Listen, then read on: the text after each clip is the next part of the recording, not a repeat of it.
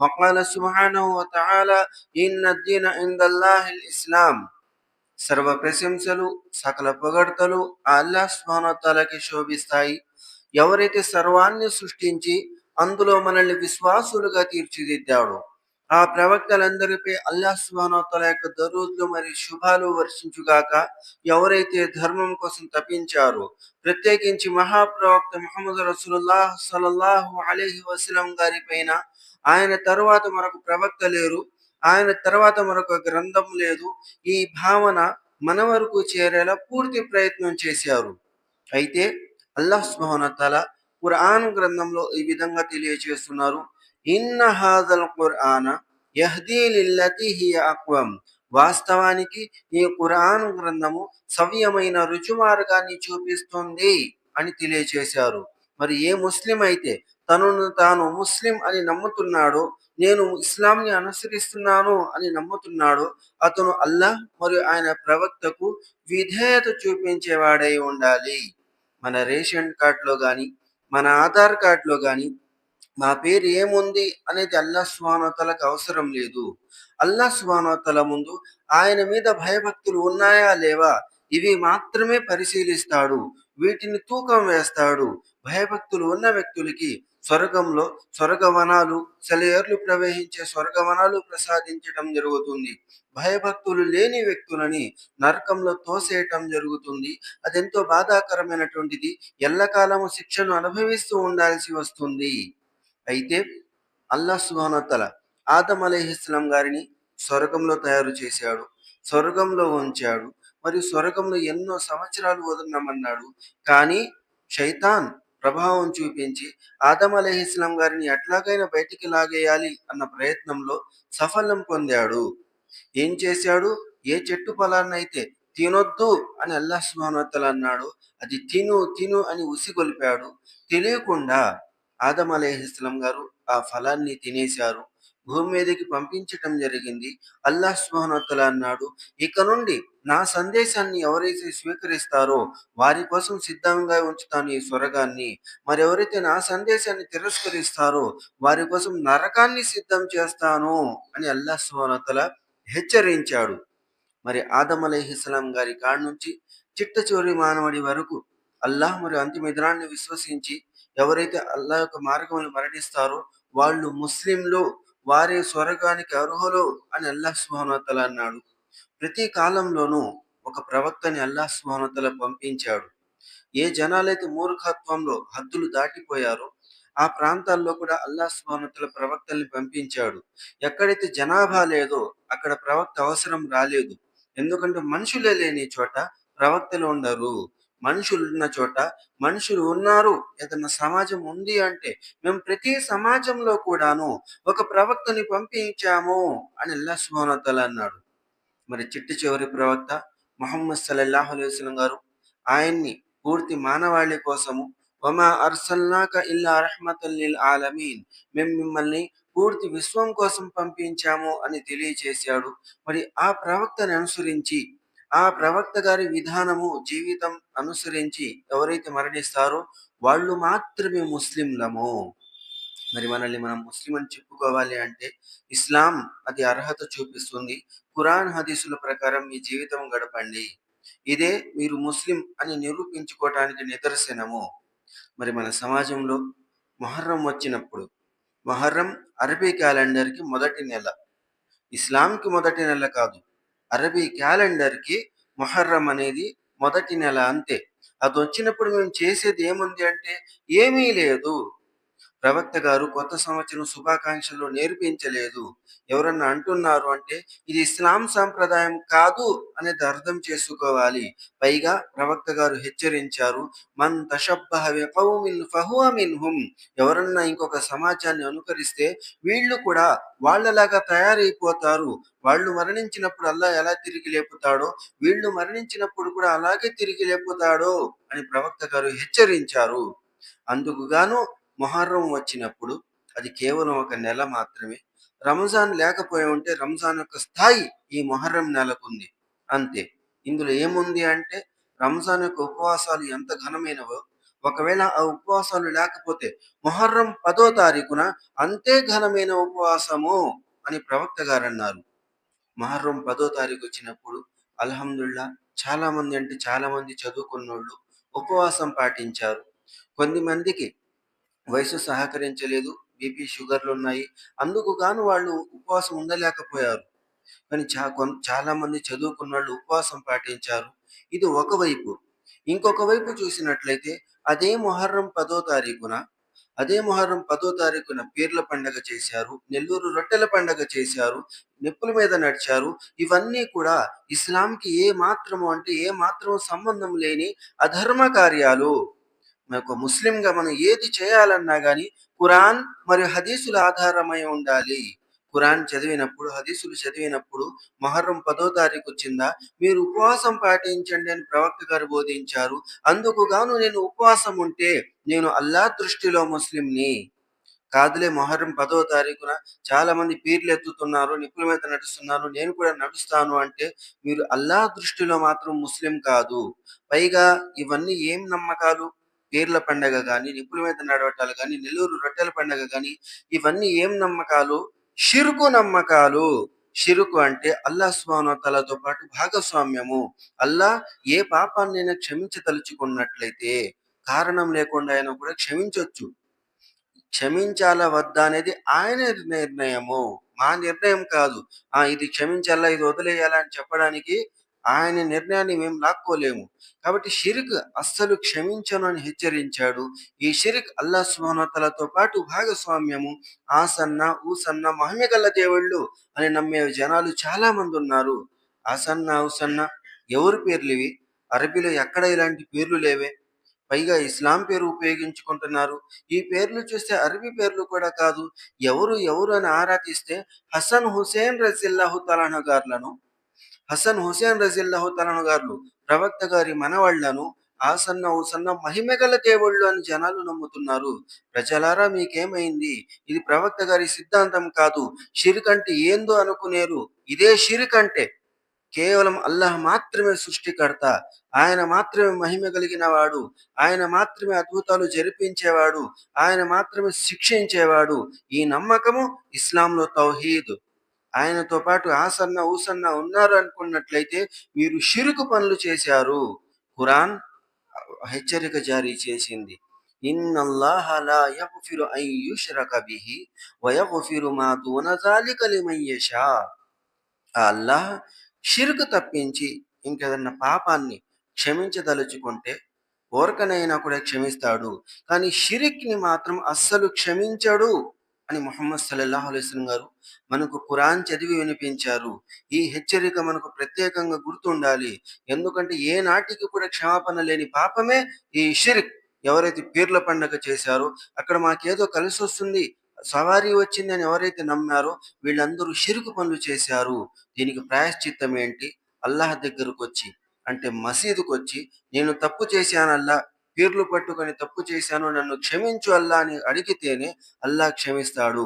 నిప్పుల మీద నడిచి నేను పాపం చేశాను అల్లాహ్ నన్ను క్షమించు అని అల్లాహ్ ముందు క్షమాపణ కోరితేనే అల్లాహ్ సుబ్హానహు వ తఆలా క్షమిస్తాడు. నేను నెల్లూరు రొట్టెల పండుగ జరుపుకున్నాను, నన్ను క్షమించు అల్లాహ్ అని మనం మొరపెట్టుకుంటేనే అల్లాహ్ సుబ్హానహు వ తఆలా క్షమిస్తాడు. ఏమైద్దిలే అల్లాహ్ క్షమిస్తాడులే అనుకుంటే ఆయన ఏం చేయాలి, ఏం చేయకూడదు ఇది ఆయన నిర్ణయము. ఏది చేయాలి, ఏది చేయకూడదు ఆయన నిర్ణయము. అది కూడా మేమే లాక్కోసుకొని ఏమవుతలే క్షమిస్తాడులే అనుకుంటే చాలా అయిపోతుంది. ముహమ్మద్ సల్లల్లాహు అలైహి వసల్లం గారు బనీ ఇస్రాయిల్ యొక్క ఒక కథ మనకు తెలియచేశారు. అక్కడ ఏం జరిగిందంటే ఒక ప్రాంతం, ఆ ప్రాంతం వాసులు చాలా మూర్ఖులు. అక్కడి నుంచి ఎవరు ప్రయాణం చేయాలన్నా అక్కడ ఉన్నటువంటి విగ్రహాలకి ఏదో ఒకటి బలివ్వాలి. అలా ఇవ్వకపోతే వారు మనుషుల్ని చంపేస్తారు. అటువంటి మనుషులు వాళ్ళు. ముహమ్మద్ సల్లల్లాహు అలైహి వసల్లం గారు అంటున్నారు, ఆ ఇద్దరిని వాళ్ళు పట్టుకున్నారు. ఈ ప్రయాణం చేసే ఇద్దరిని పట్టుకొని ఊర్లోకి తీసుకెళ్లారు. మా సాంప్రదాయం ఇది. ఏదో ఒకటి బలిచ్చి మీరు ఇక్కడి నుంచి వెళ్ళిపోవచ్చన్నారు. ఒక వ్యక్తి ఏం చేశాడు, బలి ఇవ్వటానికి ఏమీ లేదయ్యా నా దగ్గర అని అంటాడు. కాదు, ఏదో ఒకటి ఇవ్వాల్సిందే అని ఆ ప్రజలు కాస్తంత గట్టిగా గద్దించటంతో ఒక ఈగను చంపేసి ఏమోదులే అనుకుని బతికి వెళ్ళిపోయాడు. ఇంకొక వ్యక్తి నేను కేవలం సర్వలోకాల సృష్టికర్తకు మాత్రమే బలిస్తాను. ఆయన పేరు మీద మాత్రమే జిబా చేస్తాను. లేకపోతే ఇంకెవరి పేరు మీద జిబా చేయను. అలా చేయటం షిర్క్ అయిపోతుంది అని అతను వాదించాడు. మనుషులు అతన్ని చంపేశారు. ముహమ్మద్ సల్లల్లాహు అలైహి వసల్లం గారు అన్నారు, ఎవరైతే ఈగే కదా అనుకున్నాడో ఆ వ్యక్తి నరకవాసి అయిపోయాడు. మరెవరైతే కేవలం అల్లాహ్ కోసం మాత్రమే జిబా జరుగుతుంది, ఇంకెవరి పేరు మీద కూడా జరగదు అని అన్నారో ఆ వ్యక్తి స్వర్గానికి వెళ్ళిపోయారు అని ప్రవక్త గారు నేర్పించారు. ఏముంది ఈగే కదా! ఈగ కూడా ఒక పెద్ద లెక్క, ఒక ఏనుగా, ఒక దున్నపోత అంటే అక్కడ చిన్నదా, పెద్దదా కాదు. అల్లాహ్ సుబ్హానహు వ తఆలాతో పాటు మధ్యలో భాగస్వామ్యంలో ఒక చిన్న దోమ వచ్చినా, చిన్న ఈగ వచ్చినా అల్లాహ్ అస్సలు సహించను, భరించను అని తెలియచేశాడు. వమన్ యుష్రిక్ బిల్లాహి ఫఖద్ హర్రమ అలైహిల్ జన్న. ఎవరైతే షిర్క్‌కి పాల్పడ్డారో, అల్లాహ్ సుబ్హానహు వ తఆలాతో పాటు భాగస్వామ్యానికి పాల్పడ్డారో వారి మీద స్వర్గం నిషేధించటం జరిగింది అని ఖురాన్ మనకు తెలియచేస్తుంది. ఏముంది ఈగే కదా! ఇదే మాట ఈరోజు మన ముస్లింలు అని చెప్పుకునే వాళ్ళు ఏముంది పీర్ల పండగే కదా! ఏముంది నెల్లూరు రొట్టెల పండగే కదా! ఆసన్న ఊసన్న పూనుతారు. ఏముంది అనేస్తున్నారు. ఆనాడు ఏముంది అన్న మాట ఆ వ్యక్తిని నరకాన్ని తీసుకెళ్ళింది. ఈనాడు ఏముంది అన్న మాట వీళ్ళని కూడా నరకానికి లాక్కెళుతుంది. మనం కూడా చేసి ఉంటాము. మనం కూడా పీర్ల పండగ చేసుంటాము. ఒకప్పుడంటే మా తాత ముత్తాతలు కూడా చదువు లేదు. వాళ్ళు కూడా ఘనంగా చేసుంటారు. కానీ పశ్చాత్తాపము, తప్పు తెలుసుకున్నాం కాబట్టి నన్ను క్షమించు అల్లా అని అల్లా ముందు మొరపెట్టుకుంటే అల్లాహ్ సుబ్హానహు వ తఆలా ఖచ్చితంగా క్షమిస్తాడు. ఏముందిలే అనుకున్నామా? అస్సలంటే అస్సలు క్షమించడు అని ప్రవక్త గారు మనకు తెలియచేశారు. కాబట్టి షిర్కు పట్ల జాగ్రత్త పడాలి. అందులో మొట్టమొదటిది మొహర్రం నెలలో కేవలం ఉపవాసం మాత్రమే. ఈ ఉపవాసం కాకుండా పీర్ల పండగ, నిప్పుల మీద నడవటాలు, నెల్లూరు రొట్టెల పండగ ఇవన్నీ షిర్కు పనులు అనేది మనం గ్రహించాలి. మరి ఉపవాసము ముహమ్మద్ సల్లల్లాహు అలైహి వసల్లం గారు తెలియచేశారు. ఈ ఉపవాసము అల్లాహ్‌కు చాలా ఇష్టమైనటువంటిది. అస్సౌము లీ వ అన ఉజ్జా బిహి ఔ అన అజ్జీ బిహి. ఈ ఉపవాసం నాది. దీనికి ప్రతిఫలం నేనిస్తాను. లేదా దీనికి ప్రతిఫలం నేను అని అల్లాహ్ సుబ్హానహు వ తఆలా తెలియచేశాడని ప్రవక్త గారు మనకు తెలియచేశారు. కుతిబ అలైకుముస్ సియాము కమా కుతిబ అలల్ లదీన మిన్ కబ్లికుం లఅల్లకుం తత్తఖూన్. మీ మీద ఉపవాసాలు విధిగా చేయబడ్డాయి. మీకంటే పూర్వీకులకు కూడా ఇవే ఉపవాసాలున్నాయి. ఎందుకంటే మీలో భయభక్తులు పెరగాలన్న ఒకే ఒక కారణము అని అల్లాహ్ సుబ్హానహు వ తఆలా తెలియచేశాడు. రంజాన్ వచ్చినప్పుడు ఉపవాసం పాటించే వ్యక్తి నేను ముస్లింని, అల్లా యొక్క ఆజ్ఞ ప్రకారం పాటిస్తున్నాను అని గర్వంగా చెప్పుకోవచ్చు. మరియు ఈ ఉపవాసాల కారణంగా మనలో భయభక్తులు వస్తాయంట. ఈ భయభక్తుల కారణంగా అల్లా మనల్ని ప్రేమిస్తాడు. మనల్ని స్వర్గానికి తీసుకెళ్తాడు. ఈ భయభక్తులు లేకపోతే నరకానికి తోసేస్తాడు. రంజాన్ వచ్చినప్పుడు ఉపవాసాలు పాటించి అల్హమ్దులిల్లా అల్లా కోసం చేశానని చెప్పుకునే గర్వం ఉంటే గనక స్వర్గవాసులమవుతాము. కానీ మొహర్రం పీర్ల పండగ చేసుకుంటూ నేను ముస్లింని అని చెప్పుకుంటే మీరు నా కోసం చేసేటట్లయితే నేను చెప్పినట్టు చేయాలి. మా కోసం చేసినట్లయితే నా ప్రవక్త ముహమ్మద్ సల్లల్లాహు అలైహి వసల్లం గారు నేర్పించినట్లు చేసి ఉండాలి అని అల్లాహ్ సుబ్హానహు వ తఆలా వీళ్ళని నరకంలో తోసేసే అవకాశము సంపూర్ణంగా ఉంది. మొహర్రం ఎలాగో అయిపోతుంది. ఇప్పుడు మీలాదున్ నబీ రాబోతుంది. ఇంకొక నెల, 2 నెలల్లో మీలాదున్ నబీ వస్తుంది. మీలాదున్ నబీ ఏంటి? ప్రవక్త గారి పుట్టినరోజు. ఇస్లాంలో పుట్టినరోజు చేసుకోవచ్చా లేదా అంటే లేదు. ఒకటే మాట ఇస్లాంలో మనం పుట్టినరోజు చేసుకోకూడదు. చేసుకుంటే తప్పేంటి? మన్ తషబ్బహ బికౌమిన్ ఫహువ మిన్హుం. ఎవరైతే ఇంకొక సమాజాన్ని అనుకరిస్తారో మీరు కూడా వాళ్ళలో లెక్కేయబడతారు అని ప్రవక్త గారు తెలియచేశారు. మరి మీలాదున్ నబీ ప్రవక్త గారి పుట్టినరోజు ప్రవక్త గారి కుటుంబీకులు చేశారా? ప్రవక్త గారి మీద ప్రేమ ఉంటే ఫస్ట్ ఏదైనా కూడా ముందు ఎవరు చేస్తారు? కుటుంబీకులే చేస్తారు. ప్రవక్త గారి కుటుంబీకులు ప్రవక్త గారి కోసం మీలాదున్ నబీ చేయలేదు. హసన్ హుసేన్ రజియల్లాహు తఆలా అన్హు గారు, అలీ రజియల్లాహు తఆలా అన్హు గారు, అబూబకర్, ఉస్మాన్, ఉమర్ రజియల్లాహు తఆలా అన్హు గారు ఎవరు కూడా ప్రవక్త గారిని ప్రాణాల కంటే ఎక్కువ ప్రేమించే వ్యక్తులు. ఎవ్వరు కూడా పుట్టినరోజు ప్రవక్త గారి మీలాదున్ నబీ చేయలేదే. మేం చేస్తే అల్లా ఇష్టపడతాడా? ఇష్టపడాలంటే దానికి సూత్రం ఏంటి? ప్రవక్త గారి ఆమోదం ఉండాలి. ప్రవక్త గారి అనుమతి ఉండాలి. ప్రవక్త గారి అనుమతి, ఆమోదం లేకుండా అల్లా ఇష్టపడతాడులే అనుకుంటే అస్సలు ఇష్టపడడు అని ఖురాన్ గ్రంథంలో ముందే హెచ్చరించాడు. ఖురాన్ గ్రంథంలో అల్లాహ్ సుబ్హానహు వ తఆలా యొక్క హెచ్చరిక, ఇన్న దీన ఇందల్లాహిల్ ఇస్లాం, అల్లాహ్ సుబ్హానహు వ తఆలా వద్ద ఆమోదయోగ్యమైన ధర్మం అది ఇస్లాం మాత్రమే. వమన్ యబ్తగి గైరల్ ఇస్లామి దీనా ఫలన్ యుక్బల మిన్హు, ఎవరైతే ఇస్లాం ధర్మం కాకుండా ఇంకేదన్నా అనుసరిస్తారో అది అల్లాహ్ సుబ్హానహు వ తఆలా వద్ద అస్సలు స్వీకరించబడదు అని ఒక హెచ్చరిక జారీ చేశాడు. ముహమ్మద్ సల్లల్లాహు అలైహి వసల్లం గారు అన్నారు, మన్ అహదస ఫీ అమ్రినా హాదా మా లైస ఫీహి ఫహువ రద్దున్, మా మాటలు, మా పద్ధతులు, మా సిద్ధాంతాల్లో లేని పనులు మీరు ఎవరు ఏం చేసినా కూడా వాటిని మేము రద్దు చేసేస్తాము అని ప్రవక్త గారు హెచ్చరించారు. ప్రవక్త గారి పుట్టినరోజు, ప్రవక్త గారి మీలాదున్ నబి, ప్రవక్త గారి కోసం చేస్తున్నాము అని చేసేస్తే ప్రవక్త గారు ఇష్టపడతాడా?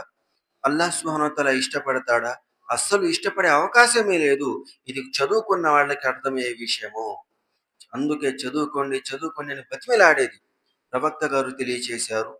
తలబుల్ ఇల్మి ఫరీదతున్ అలా కుల్లి ముస్లిం, చదువు నేర్చుకోవటం, నేర్పించటం ప్రతి ముస్లిం మీద తప్పనిసరి. ఇందులో మగవాళ్ళు ఆడవాళ్ళు అన్న భేదం ఏమాత్రము లేదు. ఆయిషా రజియల్లాహు తఆలా గారి దగ్గరికి కనీసం 500 మంది పిల్లలు వచ్చి చదువుకుంటూ ఉండేవారు.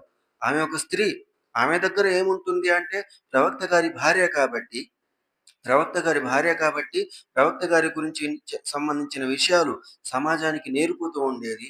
స్త్రీలకు ప్రవక్త గారి గురించి, ధర్మం గురించి నేర్పుతూ ఉండేది. అంటే నేర్పించటానికి మగవాళ్లే అవసరం లేదు, ఒక స్త్రీ అయినా నేర్పించగలదు. నేర్చుకోవటం ముఖ్యమైనటువంటిది. మన సమాజంలో బయాన్లు పెట్టుకున్నప్పుడు, చిన్నపాటి బయాన్లు కానీ, ప్రోగ్రాంలు కానీ పెట్టుకొని భయానికి మీ ఆడవాళ్ళని పంపించండి, నేర్చుకుంటారు, లేదా ఒక రోజు వచ్చి చదువుకోండి అని చెప్పినట్లయితే అంచనా ఎంతేసినా కూడా దాదాపుగా సగానికి సగం తగ్గిపోతున్నారు. ఒక 100, 150 లెక్కేసుకుంటే 20, 30 మంది కనిపిస్తున్నారు. ఈ బయాన్లు గాని, ఈ ప్రోగ్రాంలు గాని నలుగురు ఐదుగురున్నా కూడా పూర్తిగా సాఫల్యం చెందుతాయి. నలుగురు ఐదుగురు చాలు బయాన్ పూర్తవటానికి.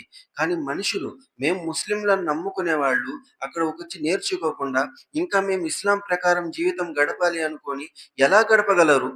మీకేం తెలుసని మీరు ఇస్లాం మీద అనుసరించగలరు? ఎక్కడికెళ్ళినా ఎళ్లి నేర్చుకున్నారా? ఎక్కడన్నా చదువుకున్నారా? మీరు చదువుకోలేదు. చదువుకోవటానికి ఆడవాళ్ళని ప్రోత్సహించలేదు. మరి ఇస్లాం ప్రకారం జీవితం గడపాలని కోరిక కూడా ఉంది. 2 ఒకే చోట జమ అవ్వవు. కోరిక ఉంటే దానికి కష్టపడాలి. కోరిక లేనప్పుడు వదిలేసినా పర్వాలేదు. స్వర్గానికి చేరుకోవాలి, కుటుంబ సమేతంగా స్వర్గానికి చేరుకోవాలని కోరుకుంటున్నారు. కానీ దానికి కావలసిన ఏర్పాట్లు ధర్మం నేర్పించటము. అది చేయకుండా మేమంతా స్వర్గానికి రావాలి అంటే వచ్చే ఆస్కారం లేదక్కడ. ప్రవక్త గారి సొంత బాబాయ్ అబూ తాలిబ్ ఎప్పుడైతే మరణించారో ప్రవక్త గారు కన్నీళ్లు పెట్టుకొని అతనికి ఏదైనా క్షమాపణ దొరుకుతుందేమో అని దువా చేస్తే, లేదు, ముష్రికులుగా మరణించిన వ్యక్తుల కోసము మీరు దువా కూడా చేయకూడదు అని అల్లాహ్ సుబ్హానహు వ తఆలా హెచ్చరించాడు. ముష్రికుగా మరణిస్తే ఏ దర్గాల దగ్గరకు వెళ్ళి ఏ తావీజులు వేసుకొని మరణించినట్లయితే వాళ్ళ కోసం జనాజా చదవటం దండగా, వాళ్ళని క్షమించు అల్లా అని మొరపెట్టుకోవటం దండగా. ఎందుకు? షిర్కు చేశారు కాబట్టి క్షమాపణ లేదు. మిగతా పాపాలు మాకు తెలీదు. 100 హత్యలు చేసిన వ్యక్తిని ముహమ్మద్ సల్లల్లాహు అలైహి వసల్లం గారు అన్నారు, అల్లా క్షమించేశాడు. ఊరకనే క్షమించేశాడు. 100 హత్యలు చేసిన వ్యక్తి మారు మనసు పొంది అల్లా నన్ను క్షమించు అల్లా అని మొరపెట్టుకున్నాడు. అల్లా అతన్ని క్షమించేశాడు. ఒక హత్య ఎంతో ప్రమాదము, ఒక హత్య ఎంతో ఘోరమైనటువంటిది. అటువంటిది 100 హత్యలు చేసిన వ్యక్తిని అల్లా క్షమించాడు అని ప్రవక్త గారు అన్నారు. ఇంకొక వైపు చూస్తే ప్రవక్త గారు అన్నారు, ఒక స్త్రీ తన దగ్గరుండే పెంపుడు పిల్లిని ఇంట్లో కట్టేసి పెట్టింది. అన్నం పెట్టలేదు, పోనీ అదన్నా తిని ఎక్కడికన్నా తినటానికి వదలలేదు. కట్టేసి ఇంట్లో దాచిపెట్టింది. దాంతో పిల్లి చచ్చిపోయింది. ముహమ్మద్ సల్లల్లాహు అలైహి వసల్లం గారు అన్నారు, ఆమె నరకవాసి. 100 మంది మనుషుల్ని హతమారిస్తే లేని పాపము ఒక పిల్లికొచ్చిందా అని ఎంతో మంది ప్రశ్నించారు. సమస్య పిల్లిదా, కుక్కదా కాదు, అల్లాహ్ ముందు మొరపెట్టుకునే విధానం. నన్ను క్షమించు అల్లా, ఇక నుంచి ఇలాంటి పాపాలు ఆపేస్తానని మొరుపెట్టుకున్న వ్యక్తిని అల్లా క్షమిస్తాడు. ఏముందిలే, ఒక చిన్నదే కదా అనుకుని ఈగను, దోమను, పిల్లును అనుకుంటే అల్లా వాళ్ళని కూడా పట్టుకుంటున్నాడు. మనం కూడా అంతే. నమాజులు వదిలేసి ఏముందిలే మేము ముస్లింలము, ఎప్పుడెప్పుడైనా నేను షిరిక్ పనులు చేయటం లేదు అంటే నమాజు వదిలినందుకు శిక్షిస్తాడు. క్షమిస్తే పర్వాలేదు, కానీ శిక్షిస్తే గనక ఆయన శిక్ష భయంకరమైనటువంటిది. ఈ విశ్వంలో ఆయనలాగా శిక్షించే వాళ్ళు ఇంకెవరు లేనే లేరు.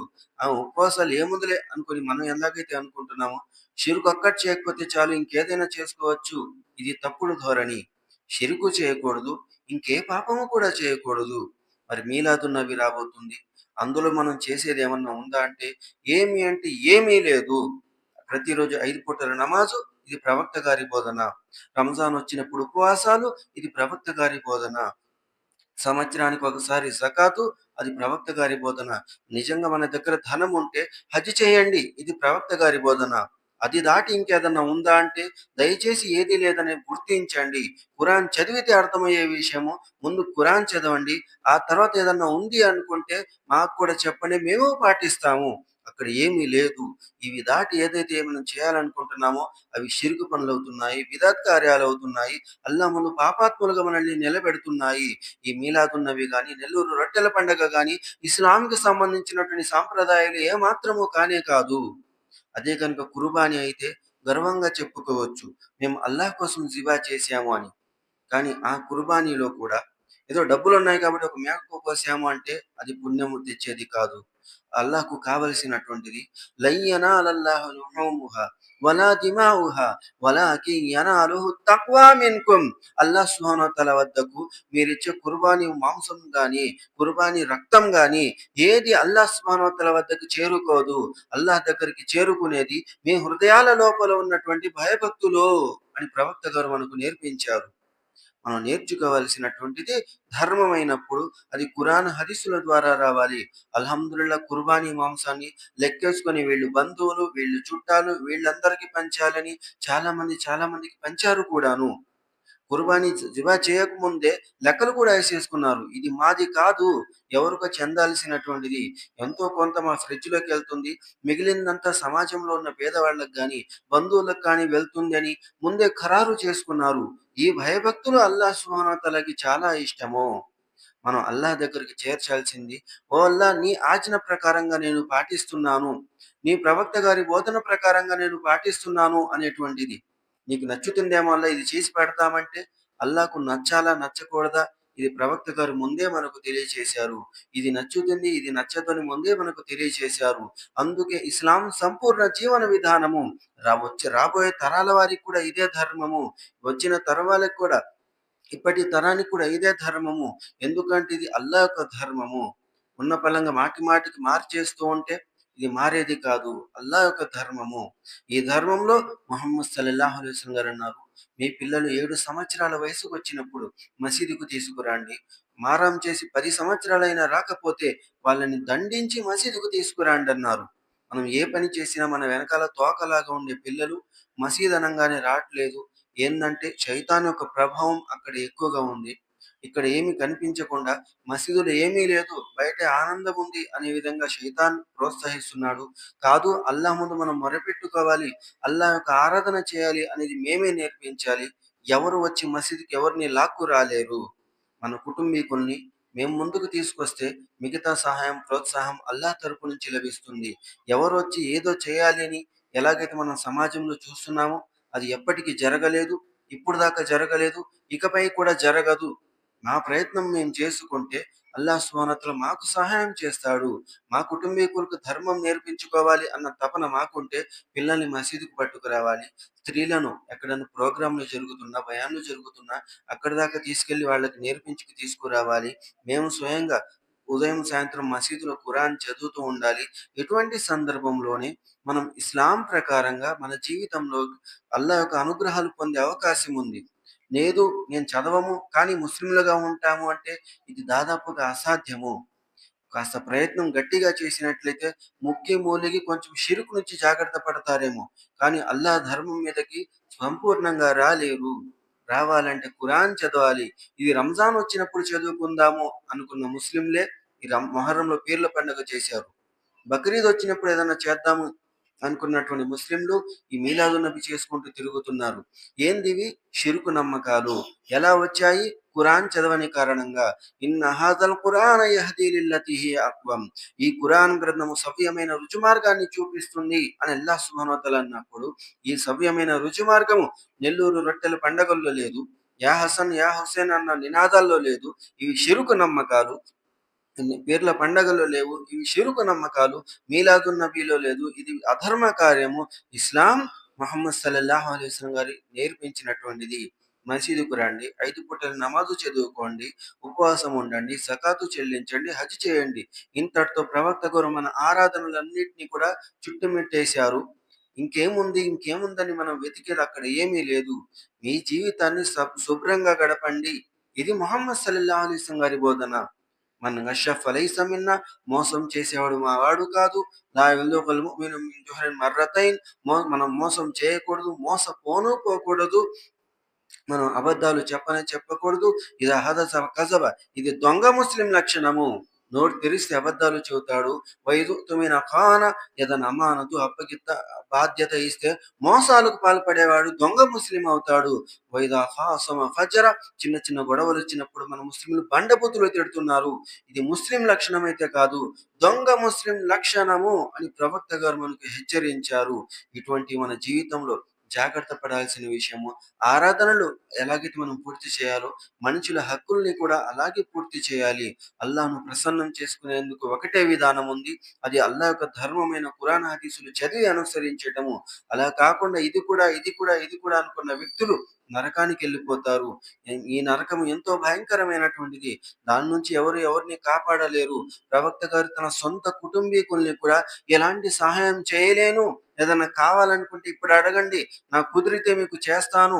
పరలోకంలో మీకు ఎలాంటి సహాయం చేయలేను అని భార్యల్ని, పిల్లల్ని దగ్గర కూర్చోపెట్టుకొని మరీ చెప్పారు. ఒక ప్రవక్త తన పిల్లలకు ఇంత జాగ్రత్తగా చెప్పుకున్నారు. మేము చూసే మా జీవితాల్లో చూస్తే మాకు ఆ జాగ్రత్త కనిపించటం లేదు. ఇన్షాల్లా ఇక నుండి ఆ జాగ్రత్త మనం తెచ్చుకోవాలి. ఖురాన్ హదీసు నేర్పిస్తూ ఉండాలి. ముహమ్మద్ సల్లల్లాహు అలైహి వసల్లం గారు అన్నారు, కుల్లుకుం మస్‌ఊలూన అన్ రఇయ్యతిహి, మీ ఇంట్లో వారి మీద మీకు అధికారం ఉంటే మీరు వాళ్ళ గురించి ప్రశ్నించబడతారు. మీ చేతిలో అధికారం ఉన్నప్పుడు మీ కిందున్న వాళ్ళందరి గురించి మీరు ప్రశ్నించబడతారు. కాబట్టి జాగ్రత్త పడండి అని ప్రవక్త గారు మనకు జాగ్రత్త నేర్పించారు. కాబట్టి షిరుకు నుంచి అందరినీ జాగ్రత్త చేద్దాము. ఈ తావీజులు, తాయెత్తులు, దరగాలు, పీర్లు, బాబాలు, వలీలు వీటన్నిటి నుంచి, ఈ షిరుకు పనులన్నిటి నుంచి మనల్ని మనం కాపాడుకుందాము. మన సమాజాన్ని కాపాడుకునే ప్రయత్నం చేద్దాము. అది కేవలం ఖురాన్ చదవటం ద్వారా మాత్రమే, చదివి నేర్చుకోవటం ద్వారానే వస్తుంది.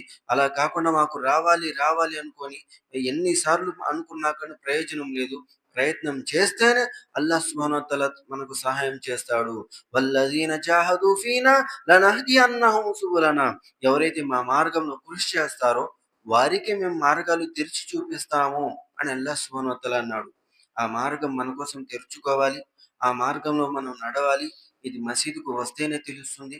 మసీదులో కూర్చొని చదువుకుంటేనే తెలుస్తుంది. అల్హమ్దులిల్లాహ్, పాపం పేద పిల్లలు అని మద్రసాలకు వెళ్తున్నారు. కేవలం పేద పిల్లలే వెళ్తున్నారు. మద్రస అంటే చాలా దూరము, కష్టము, అంత వసతులు లేవు. సరే, ఆ చదివేదో ఇంట్లో కూర్చొనైనా చదువుకుంటారా అంటే లేదు. పోనీ మసీదుకొచ్చి మసీదులో నేర్పిస్తున్నారా అంటే లేదు. మళ్ళీ వాళ్ళకి ఎంతైతే జ్ఞానం ఉందో మాకు కూడా అంతే జ్ఞానం ఉండాలంటే కుదరదు. వాళ్ళకున్నంత జ్ఞానం కావాలి అంటే మన వంతు ప్రయత్నం మనం చేసుకుంటూ ఉండాలి. 8 సంవత్సరాలు మసీదుకి అంకితం చేయలేమేమో. కానీ ఈ రోజుకొక 8 నిమిషాలు, పోనీ వారానికి 8 నిమిషాలు, పోనీ నెలకొక 8 నిమిషాలు, పూర్తి సంవత్సరంలో ఒక 8 నిమిషాలు ఖురాన్ తెరిచి చదువుదాము. అల్లాహ్ హిదాయత్ ఇచ్చినట్లయితే స్వర్గానికి చేరుకుంటాము. ఏముందిలే అనుకున్నామా? నరకంలో మనల్ని కాపాడేవాడు ఎవ్వడూ లేడు. ప్రవక్తలే తమ కుటుంబీకుల్ని కాపాడుకోలేకపోయారు. మాకు సహాయం దక్కాలంటే కేవలం ఒకటే విధానము, ఒకటే పద్ధతి, ఒకటే సిద్ధాంతము, ఇస్లాంను అనుసరించండి. అది ఖురాన్ హదీసులను చదివితేనే సాధ్యమవుతుంది. చివర్లో అల్లాహ్ సుబ్హానహు వ తఆలా దుఆనుగా వల్ల మనందరినీ ఖురాన్ మరియు హదీసుల ఆధారంగా జీవించే సౌభాగ్యం ప్రసాదించు. మనందరినీ ఖురాన్‌ని అర్థం చేసుకొని ఆచరించే సౌభాగ్యం ప్రసాదించు.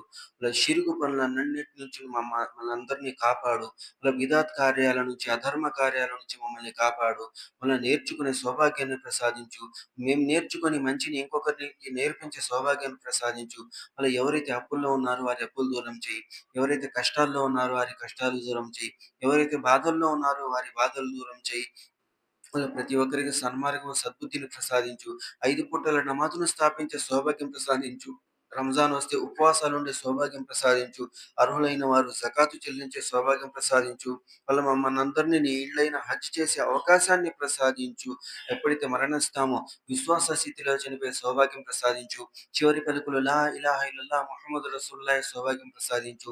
ఆమీన్. ఆఖరు దఅవానా అల్హమ్దులిల్లాహి రబ్బిల్ ఆలమీన్. బారకల్లాహు లనా వ లకుం వ ఇయ్యాకుం వ నఫఅనా బిజిక్రిల్లాహిల్ హకీమ్. ఇన్నహు తఆలా జవ్వాదున్ మలికున్ బర్రుర్ రౌఫుర్ రహీమ్ రబ్బుల్ హలీం.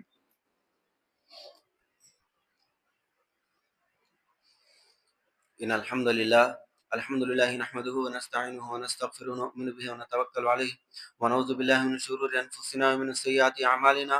من يهده الله فلا مضل له ومن يضلله فلا هادي له.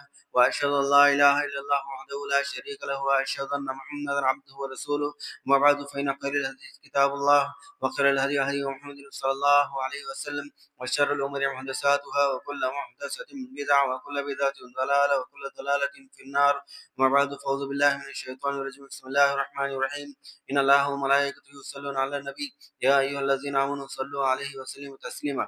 اللهم صل على محمد وعلى آل محمد كما صليت على إبراهيم وعلى آل إبراهيم إنك حميد مجيد. اللهم بارك على محمد وعلى آل محمد كما باركت على إبراهيم وعلى آل إبراهيم إنك حميد مجيد. إن الله يأمركم بالعدل والإحسان وإيتاء ذي القربى وينهى عن الفحشاء والمنكر والبغي يعظكم لعلكم تذكرون. واذكروا الله يذكركم واشكروا ولا تكفرون ولذكر الله تعالى على محمد.